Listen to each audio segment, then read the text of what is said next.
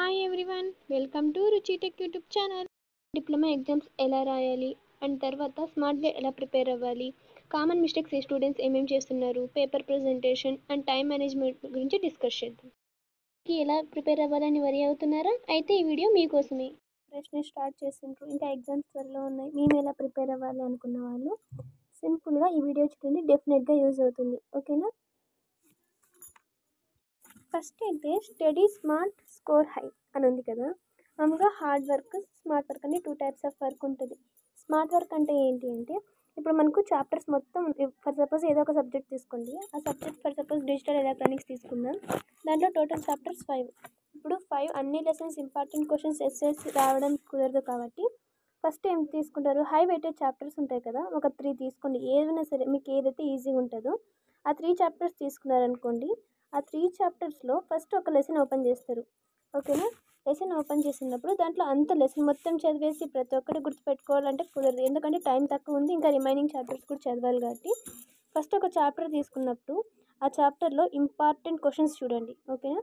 Important questions and previous ఇయర్లో ఎక్కువగా repeat అయిన క్వశ్చన్స్ ఏముంటాయో అవి చదవండి ఫస్ట్.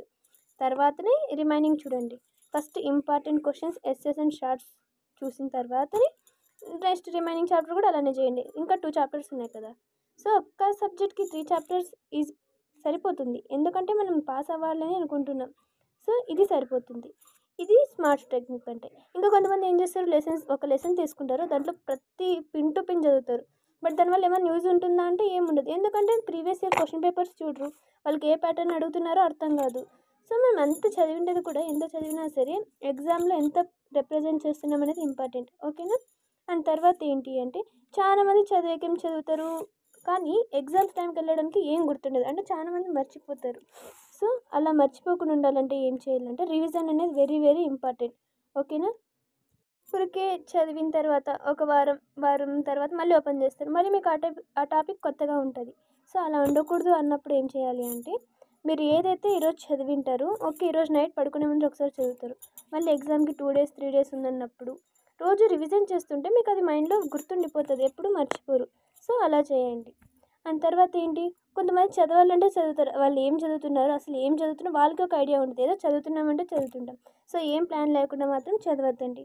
ఈరోజు ఈ చాప్టర్ అయిపోగొట్టుకోవాలి, ఈ సబ్జెక్ట్ అయిపోగొట్టుకోవాలి అనుకో, ఎలాగైనా సరే అది కంప్లీట్ చేయడానికి ట్రై చేయండి. ఓకేనా? మీరు కంప్లీట్ చేస్తేనే కదా మీకు ఒక సాటిస్ఫాక్షన్ అనేది వస్తుంది. సో మీరు ఒక 3 డేస్ స్ట్రిక్ట్గా అలవాటు చేసుకోండి చదవడం, మీకు మెల్లిగా అది అలవాటు అయిపోతుంది. సరేనా? అండ్ తర్వాత టైం మేనేజ్మెంట్ అనేది కూడా వెరీ వెరీ ఇంపార్టెంట్. ఎందుకు అంటే, మీకు ఒకవేళ క్వశ్చన్ పేపర్ చూస్తేనే అన్నీ వస్తాయని మీకు తెలుసు, మీరు ఏం చేస్తారు, ఒక క్వశ్చన్ ఏదో ఫర్ సపోజ్ మీకు వచ్చిన క్వశ్చన్ వచ్చింది అనుకోండి 3 మార్క్స్ షార్ట్కి, మీరు టైం చూసుకోకుండా 3 మార్క్స్ క్వశ్చన్ 8 మార్క్స్ లాగా రాసినా ఏమన్నా యూజ్ ఉందా? రిమైనింగ్ క్వశ్చన్స్ సాల్వ్ చేయలేరు, లాస్ట్లో టైం చూసుకుంటే టైం అయిపోయిందని మీ టెన్షన్లో మీకు వచ్చిన ఆన్సర్ అయినా సరే మిస్టేక్స్ అన్నీ రాస్తారు. సో అలా చేయొద్దండి. ఫస్ట్ టైం మేనేజ్మెంట్ అనేది వెరీ వెరీ ఇంపార్టెంట్. ఓకేనా? సో 3 మార్క్స్కి అడిగారు, 3 మార్క్స్కి ఎన్ని రాయాలి, మినిమం 3 to 5 లైన్స్ అన్నీ రాయండి. ఓకేనా?